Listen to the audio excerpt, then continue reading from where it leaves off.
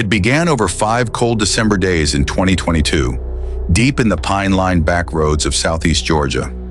Hunters from the old Portal Hunting Club in Riceboro were out chasing deer when they made a discovery no one should ever see. Scattered across the woods, within a 3-mile stretch of logging trails and swamp edges, were human remains. At first there was confusion, then dread, a torso, then a leg, then another. Each discovery brought new horror to Liberty County. The air was damp and still, the scent of pine mixing with something much darker. The hunters called police, and by sunset the woods were crawling with deputies, forensics, and yellow tape. What they didn't yet know was that these fragments belonged to 40-year-old Mindi Mebane Kassotis, a woman whose life had unraveled in ways no one around her could have imagined. It would take law enforcement nearly 6 months to uncover the truth. A web of lies, fake identities, manipulation, and a marriage built on delusion. Our hearts go out to the family and loved ones of Mindi Kassotis, whose life was taken in such a heartbreaking and unimaginable way. Mindi was more than the headlines. She was a daughter, a sister, and a woman full of light, compassion, and quiet strength. Losing her under such tragic circumstances is something no family should ever have to face. As we remember her, may her story remind us of the importance of truth, empathy, and justice. This is True Crime Diaries, where we bring you the stories behind the cases, the twists, the truth, and the voices that deserve to be heard. Don't forget to like, comment, and subscribe for more real stories that matter. And tell us below, what lesson do you think we can take from Mindi's story? This is the tragic and twisted story of Mindi Mebane Kassotis, and the man who turned her love into something monstrous. The Portal Hunting Club is the oldest in Georgia. 13,000 acres of dense timber, swampland, and dirt tracks stretching across Long, McIntosh, and Liberty counties. On the afternoon of December 2nd, 2022, 2 hunters and their dogs followed the sound of their latest kill near Jones Road. But instead of leading them to a deer, the dogs stopped near a ditch beside a logging trail. What they found was human, a torso cleanly separated at the shoulders and waist. Police arrived within the hour. Over the next several days, as helicopters circled above, teams fanned out on foot. They found a right leg 2.5 miles from the first site, located only after a hunter noticed vultures circling overhead. A left leg was discovered later by a search dog. Then on December 7th, 5 days after the first call, searchers spotted disturbed soil near the roots of a large tree. Beneath it was a shallow grave containing a woman's head, the only part of her body someone had tried to hide. The rest had been left to the elements. The remains were dispersed across roughly 3 miles of forest, but near the first site, investigators found the clues that would define this case: a large black tote overturned on the ground. A few feet away, a red-handled Milwaukee utility knife. Scattered around it, over a dozen Clorox wipes, used and discarded. The killer had been meticulous. The knife carried no usable DNA. The wipes were clean. But at the bottom of the black tote, a substance later tested positive for human blood. Another gray tote was found nearby, also wiped down, but again containing faint traces of blood. Investigators believed these bins had been used to transport body parts from a vehicle into the woods. This wasn't a random killing. It was planned, executed, and scrubbed of nearly every trace of evidence. A forensic entomologist later estimated the time of death to be around November 27, 2022, just days before hunters stumbled onto the remains. Despite the state of decomposition, the medical examiner found 9 traumatic wounds to the skull, defensive cuts along the arms, and deep abdominal injuries. The pattern suggested the use of a heavy blunt weapon, possibly a hammer or mallet, followed by dismemberment using power tools. The Milwaukee knife wasn't used for the killing, but it told them the killer wanted to leave nothing behind. With no ID, no fingerprints, and no missing person report matching the description, investigators called her simply the unidentified woman of Liberty County. Weeks turned into months. They tried dental records. They ran DNA through every national database. Nothing matched. In desperation, the Georgia Bureau of Investigation turned to forensic genealogy. Using distant DNA matches, genealogists began to build a family tree, tracing relatives through public records, ancestry databases, and decades-old birth certificates. Finally, in May 2023, the mystery woman was identified. Her name was Mindi Mebane Kassotis, a 40-year-old from Savannah, Georgia.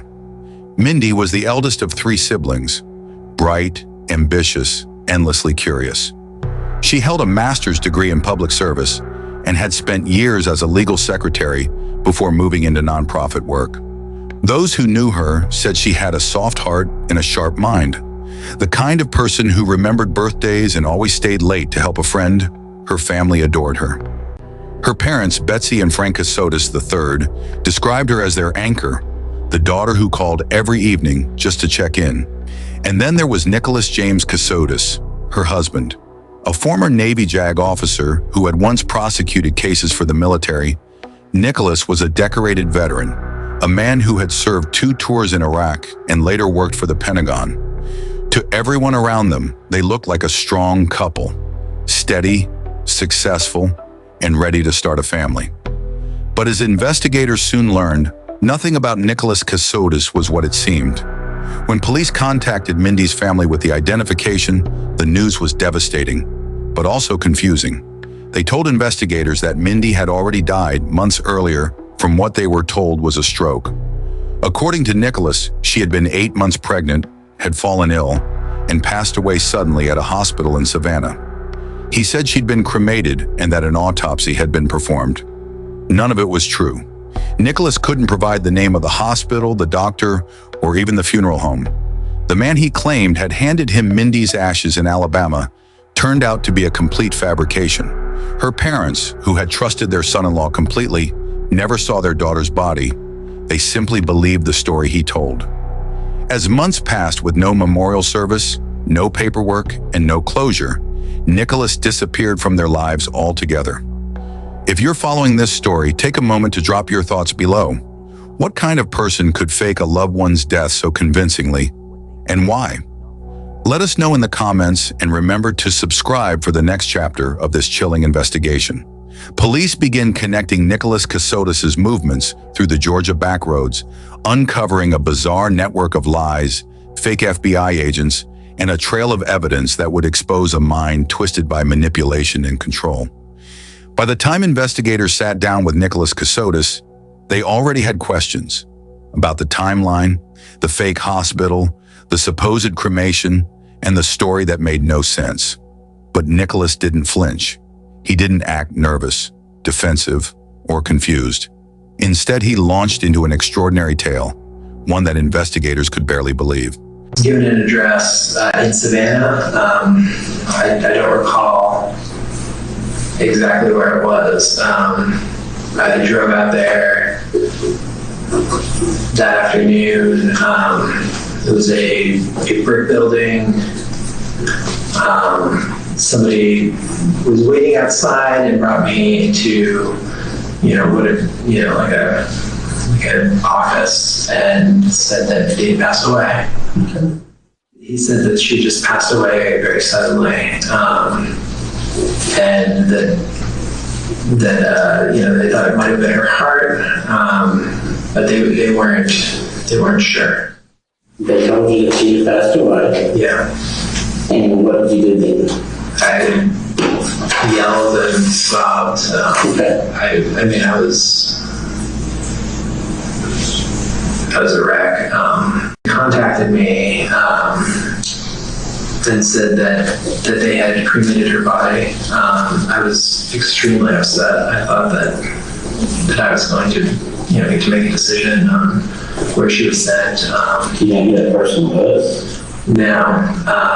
He said that the fee was $5,000 payable in cash. Okay. Did you pay that? I did. I met him the next day in Montgomery. I withdrew $5,000 in cash. Did you ever inquire about a death certificate? No, I did not. No, I should have. He said that years before Mindi's death, he and his wife had been targeted by a mysterious network of people. They'd been harassed, followed, and financially drained by individuals who hacked their accounts and vandalized their property. He even described being attacked with a baseball bat by unknown men at his home.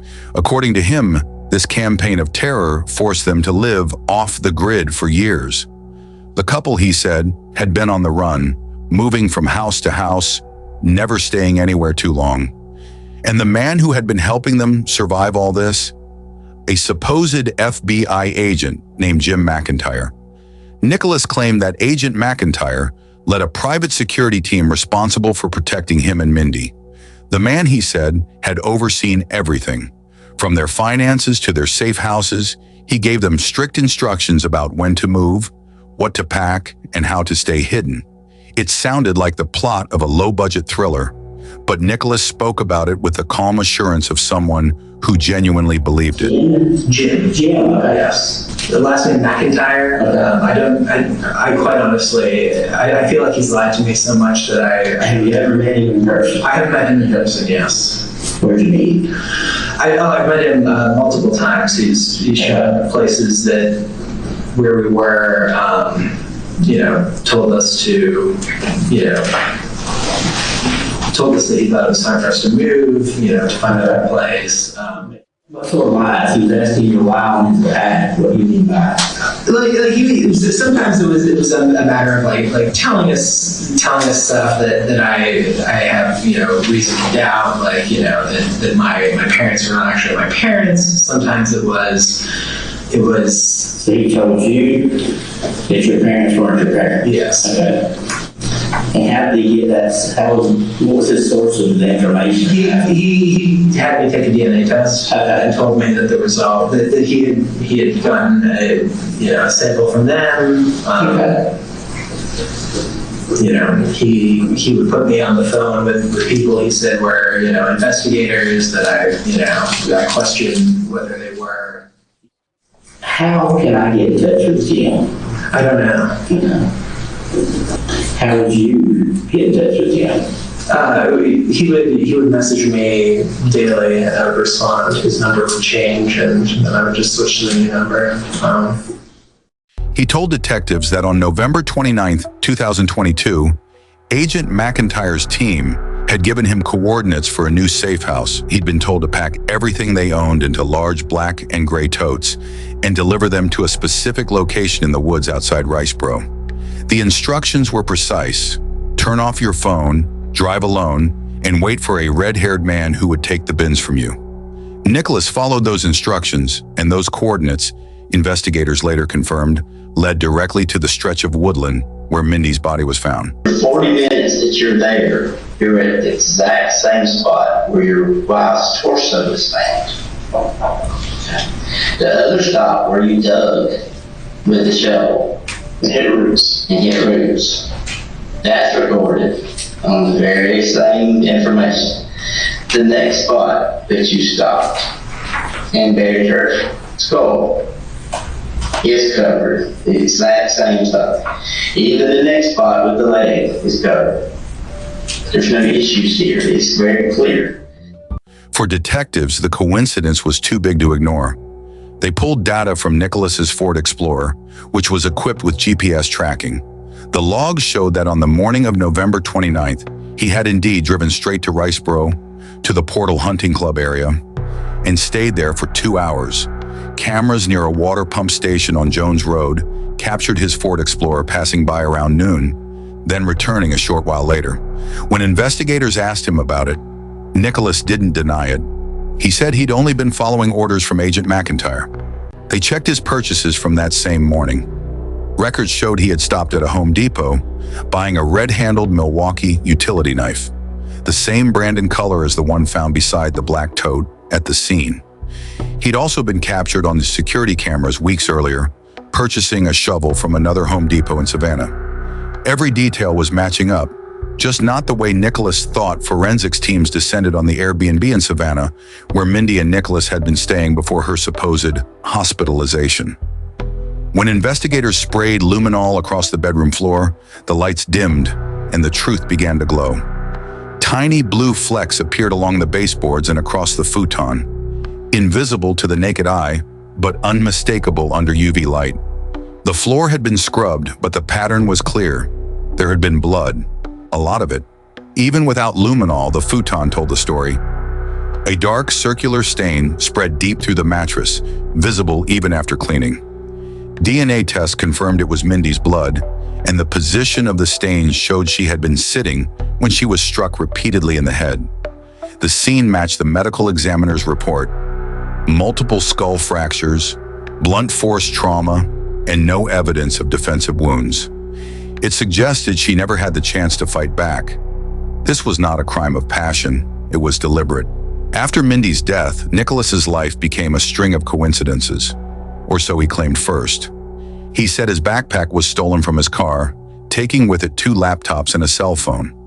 The same devices that could have contained proof of his supposed FBI communications. Then not long after, his Ford Explorer caught fire on the side of the road. The GPS device that had tracked his movements burned to ash. The cashier's check for $800,000, allegedly meant to purchase a new home, destroyed in the flames. He told police he had suffered minor burns trying to extinguish it. Another tragic loss in a string of bad luck. But to investigators, the pattern was clear. So my point is, everything you do, if Jim told you to jump off a cliff, you were going to jump off a cliff. Yes, sir. For years we did exactly what Jim told us to do. So He wanted full access to our lives. He said he was keeping us safe. Did Jim tell you to burn your car? Sir, I didn't burn my car. Well, the burns that you got, that you described to the interest adjuster for your medical records, Yes. you described burns going up into your nose and your face. It sounds like a flash burn from fumes. Sounds like a flash burn from fumes from an accelerator. Sir, I opened the car door, and that's when the flames got mine. But what was important in the car that got burned up that day? I thought my phone was in there. What else was in there? I don't know. I had some random stuff in there. Was there a check in there? Yes, there was a check in there. What was the check for? Insurance for a house. And what was the insurance company going to do about that? I don't think the insurance company had anything to do with the check. Is it a sizable check? Yes, sir. How much? $860,000. Just gone. Yes, sir. Almost $1 million. Yes, sir.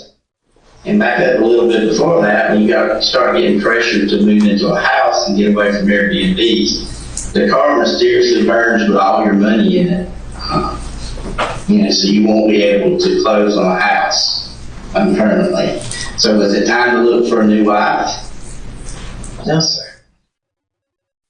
Every piece of evidence that could have exposed his lies had conveniently vanished. Just months before Mindi's death, Nicholas had begun messaging an author online, Samantha Ksenick, a dark fiction writer from Pennsylvania. They met through Twitter and bonded over their shared interest in true crime. Nicholas told her he had written his own short story called "I Think My Mother-in-Law Is Trying to Kill Me," and that Sony Pictures had purchased the film rights for $300,000. It was a lie, but Samantha didn't know that yet. By the time Mindi was found dead, Nicholas had legally changed his name to Nicholas Killian James Stark and moved in with Samantha. He told her his wife had died years earlier, in 2020, from an illness. He never mentioned that she had been murdered, or that he was under investigation. Within months, he and Samantha were married. It wouldn't be long before she would uncover the truth and realize the man beside her was living under a name built on blood. Investigators eventually pieced together that this wasn't Nicholas's first reinvention. He had done it before, with his first wife, Heather, whom he divorced in 2015. The court had ordered him to pay her a $1.5 million settlement, which he never did. During that divorce, Nicholas claimed to be worth $32 million. I mean, the things that we did for years, the places we went, You did to get away from the judgment from Heather. no, sir. So you didn't know you were wanted and on the run from Heather and the judgment, the civil judgment. No, sir. Jim told me that I'd been taken care of. How did Jim take care of that? I don't know, sir.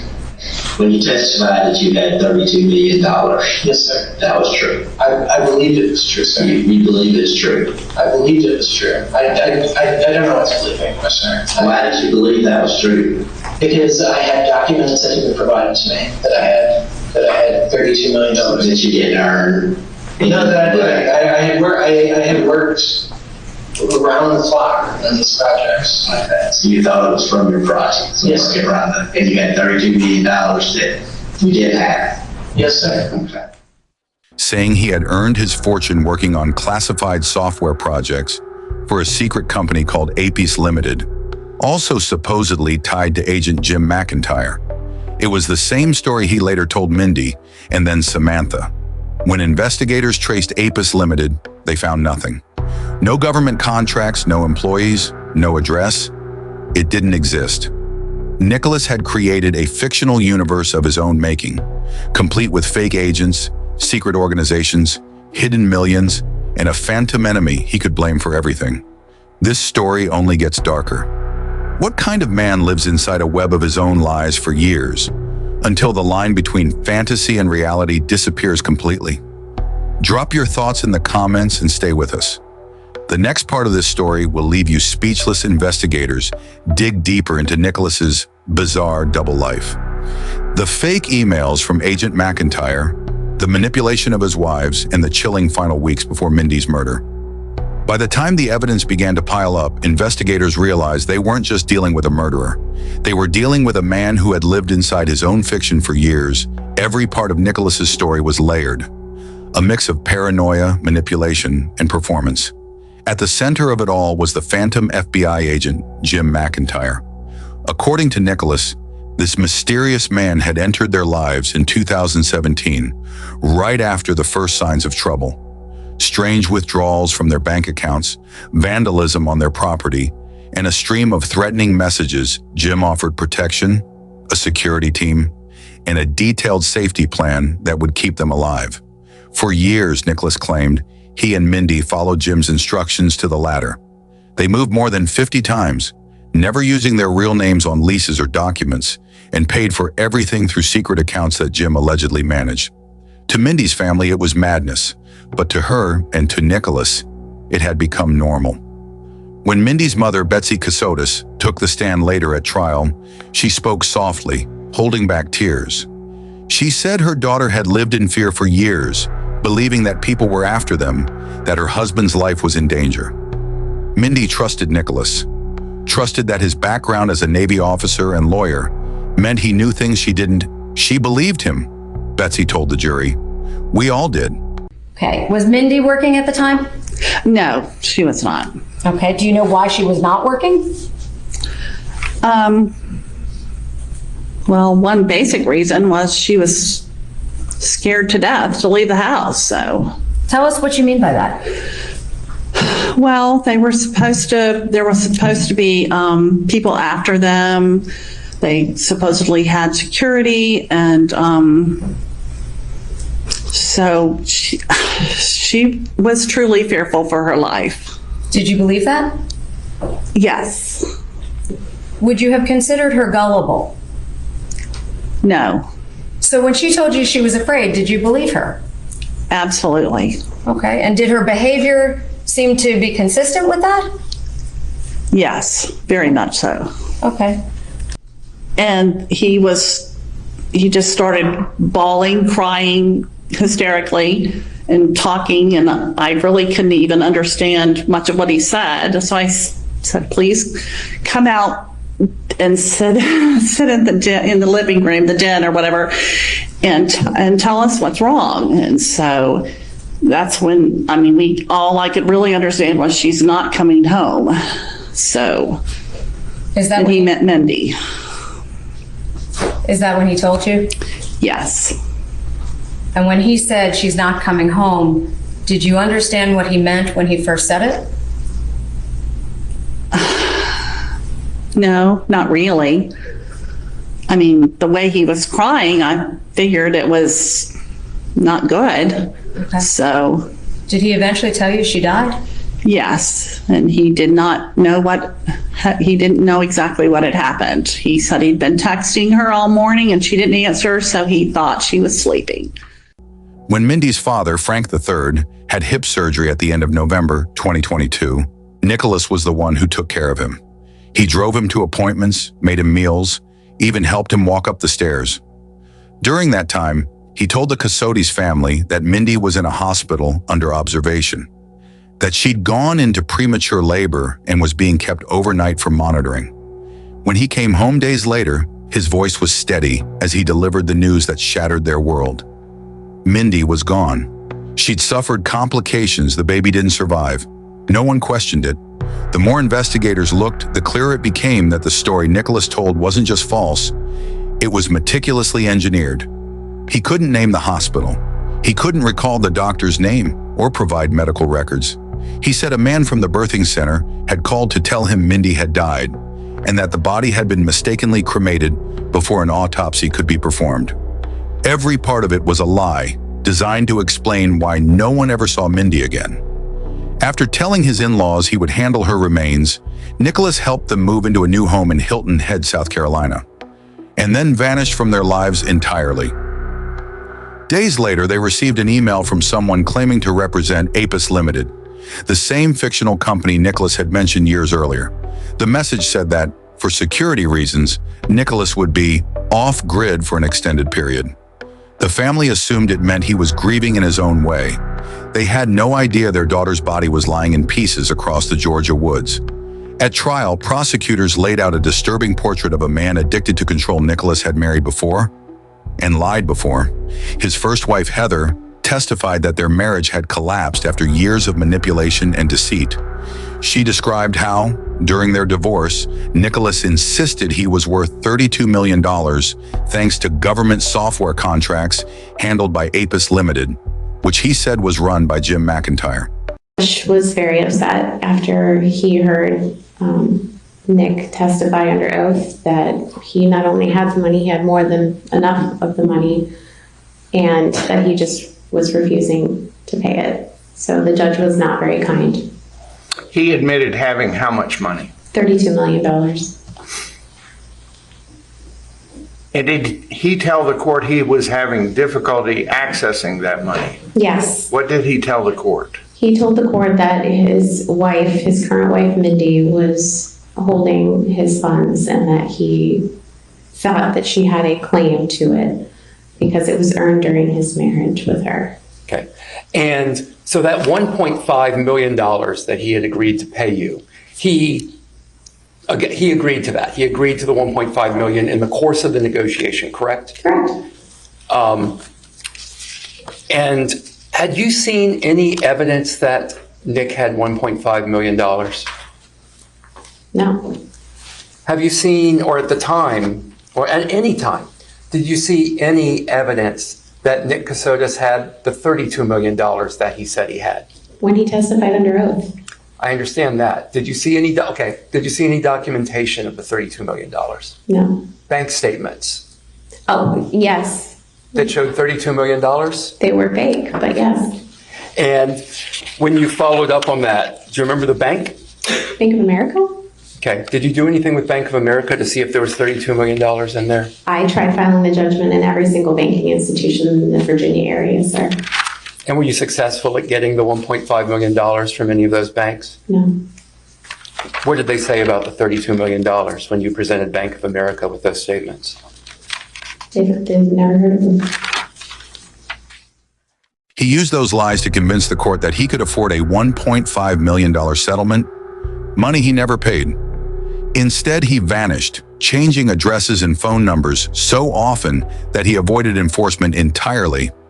Investigators now believe the story of Jim McIntyre was born in that same period as a way to justify his missing money, his secret life, and later, his violence. In September 2022, just 2 months before Mindi's death, Nicholas began messaging a new woman online. Her name was Samantha Kassanik, a Pennsylvania author known for writing dark crime fiction. He told her he admired her work, that he too was a writer, and that his short story, I Think My Mother-in-Law Is Trying to Kill Me, had been sold to Sony for over $300,000. They bonded quickly. He charmed her with his intelligence, his military background, and his mysterious talk about classified work. To prove who he was, he even sent her a Dr. Georgia driver's license with his new name, Nicholas Killian James Stark, photoshopped before he legally changed it. By February 2023, they were engaged. By April, they were married. He told Samantha that his previous wife had died in 2020 from an illness. He never mentioned Mindi. He never mentioned the investigation. When his Ford Explorer caught fire that March, he told Samantha it had destroyed an $800,000 cashier's check meant for their new home. She believed him, until the truth caught up. At trial, Samantha testified that Nicholas had lied about everything: his past, his career, even his grief. She said he wanted to start trying for children immediately after their wedding, even while he was secretly under investigation for Mindi's murder. Her voice cracked as she told the jury, "He made me feel like I was part of something special, like we were on the same side of some secret, but it was all fake." By the time she learned the truth, their marriage had been annulled. Did you know Mr. Stark's marital status? I believed I had. He told me that he was a widower, and that he had lost his wife and his unborn child about 2 years prior, and that they had both died in a hospital. He told you that in October of 2022? Yes, on Twitter in the direct messages. Did you subsequently determine that that was not correct? Meaning, did you find out from law enforcement that that was not the case? Oh, I found out from law enforcement that that was not the case on the date of his arrest, and that was not until May 2023. The prosecution painted a picture of a man who could not separate fantasy from reality, a master manipulator who wove elaborate fictions to escape accountability when confronted with evidence. The luminol results, the GPS trail, the surveillance footage, the purchases. Nicholas stuck to his story. He said every action he took had been directed by Agent McIntyre. He even tried to explain the blood in the Airbnb. He claimed he had no idea where it came from. He said the Milwaukee knife he bought was to repair a screen door, not to harm anyone. He said the deer processing kit he purchased from Bass Pro Shop had nothing to do with the case. But the evidence told a different story. The blood on the futon was Mindi's. The totes found in the woods matched the kind sold at the same Home Depot. Nicholas shopped in the GPS proved he'd been at the exact location where the body was found, and every digital breadcrumb, from his purchases to his fake emails, led straight back to him. If you've been following this story, take a breath. It's heavy. What do you make of Nicholas's bizarre double life? Was it delusion, manipulation, or pure evil? Let us know your thoughts in the comments and stay with us for the final part of this case. The courtroom showdown. Mindi Kassotis takes the stand. The jury hears from his wives, his in-laws, and the investigators who unraveled his lies, leading to a verdict that ends one of Georgia's strangest murder cases. When the trial of Nicholas James Kassotis, also known as Nicholas Killian James Stark, began in August 2025. The courtroom in Liberty County was packed. Reporters filled the benches, sketch artists set up near the aisle, and Mindi's family sat silently in the front row. The air felt thick, heavy, the kind that carries both grief and rage. The prosecution opened with a simple statement that cut through the room. This is not a story about fantasy. It's a story about control. They walked the jury through every piece of evidence: the lies, the missing records, the trail of bleach, the luminol glowing across the Airbnb walls. They showed the Home Depot footage, the receipts, the GPS logs, and then they showed the photos. The jurors turned pale as they looked at what remained of Mindi Kassotis. Not a single document. No, ma'am. I didn't have any reason to have a document, and so I failed to follow up on it. You were on trial for murder, correct? Ma'am, I was not. In anticipation of today, in your testimony, you knew you were on trial for murder, correct? Yes, ma'am. And you didn't bring a single court document with you. Well, ma'am, I believe the testimony is fairly clear that I was lied to about Mindi's death and that I did not have a document because there were no documents. You worked for Apis Security, correct? I believe so, ma'am. And the records for Apis Limited, you subpoenaed those records in anticipation of court, correct? No, ma'am. You know what a subpoena is as an attorney, right, sir? I do, ma'am. And you knew that Mr. McIntyre was a majority investor, I think is the phrasing that you used, right? That was what I believed, ma'am. You hired a private investigator to find him? No, ma'am. I hope the state would do that, but y'all didn't really care that much. You're a fiction writer. Yes, sir. You make up stories. When I write, yes, sir. How do we know this story is that you're telling today is not fiction? That you have not made this up? Yes, sir. Absolutely everything we did for 5 years makes absolutely no sense absent somebody telling us to do it. From the very large settlement I was willing to voluntarily give Heather, which would make no sense if I didn't believe I had $32 million coming in, to staying in the house at a time where the state says that I knew that I was on the run. Like I had absolutely no idea. I lived in that house for another 9 months. As you sit here today, do you think that there was a person named Jim McIntyre? I do not believe that was his name, no.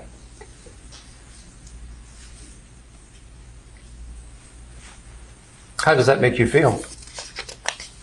Angry, betrayed, frankly dumb. Do you know who killed your wife, Mindi Kassotis? I do not.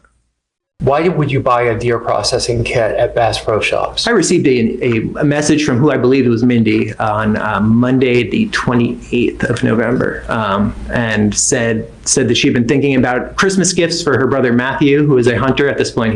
That seemed to be everything he did on weekends, and directed me to go to Bass Pro Shops and to buy it. So I did. Did you kill your wife, Mindi Kassotis? I absolutely did not. I've never put my hands on a woman. I've never hurt a woman. I would never have hurt Mindi. Did you strike her on the head up to 9 times? Never. Never, not once. Did you dispose of her body? No, never. Did you dismember her body? No, absolutely not. Frankly, I'm not great with blood. So as anyone who's ever given me a doctor's exam can tell you, that is not something that is even remotely possible for me. The woman whose life had been turned into a dark fairy tale by the man she trusted most.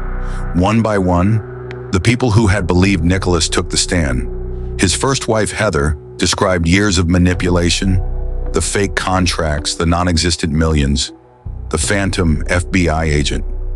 She told the court how he used his intelligence and charm to make the impossible sound plausible. His second wife, Samantha, followed. She held herself steady, her voice cracking only once as she described how Nicholas had sent her a Photoshopped driver's license and fake employment letters from Apis Limited. She told the jury he was never just lying, he was performing. Every detail had a script. Then came Betsy Kassotis, Mindi's mother. The room fell silent as she described the day Nicholas told her that her daughter had died. How calm he was, how convincing. He looked me in the eye, she said quietly, and told me she'd been cremated. I believed him. I trusted him. I even thanked him for taking care of her. There were tears throughout the courtroom. Even the court reporter stopped typing for a moment. When Nicholas took the stand in his own defense, his posture was composed, his voice level. The same calmness that once fooled everyone around him. He spoke for hours, weaving stories about Agent McIntyre, secret operations, and shadowy figures tracking his every move. He lived that Jim McIntyre story. He lived it. This isn't a fiction that the writer, Nick Kassotis, makes up upon arrest. I mean, he's good. He sold a story to Sony, but he's not that good. He's not that good that he could make up a story and then retroactively have lived it. He lived the Jim McIntyre story for years before the arrest, for years before Mindi Kassotis' murder. They actually lived like that. He wanted kids, and he found out Mindi wasn't pregnant. Because if Mindi was pregnant, you know what he doesn't do? He doesn't kill her, because he wanted kids. He found out she wasn't. Then there's the abdominal wounds. This goes back to Mindi not being pregnant. And you're mad! She told you she was pregnant. You're mad. That's why you bury a head. That's why you stab her in the belly. That's murder, Mr. Kassotis. Mindi loved Mr. Kassotis, and she didn't want to lose him. I submit to you, she wasn't pregnant. Mr. Kassotis told you that he and Heather divorced because she told him she wanted kids, but didn't really. That's what he told you on the stand. Mindi knew, I submit to you, that if he found out that she wasn't pregnant, she'd lose him.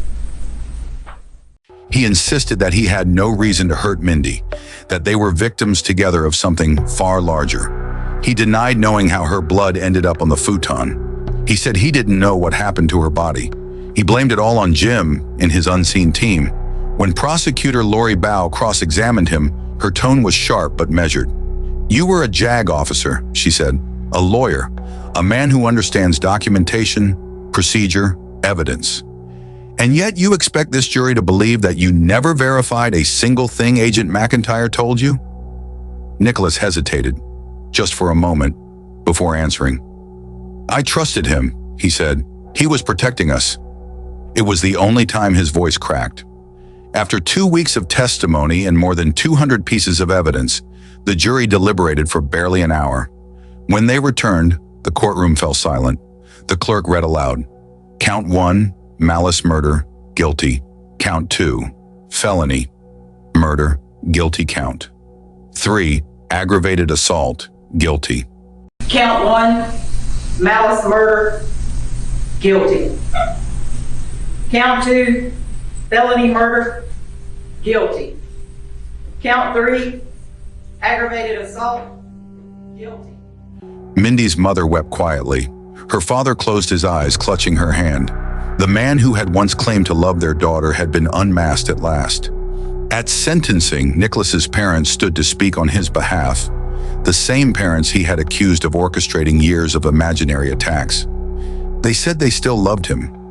They said he wasn't a monster, just a lost soul who believed his own lies. Truly a wonderful,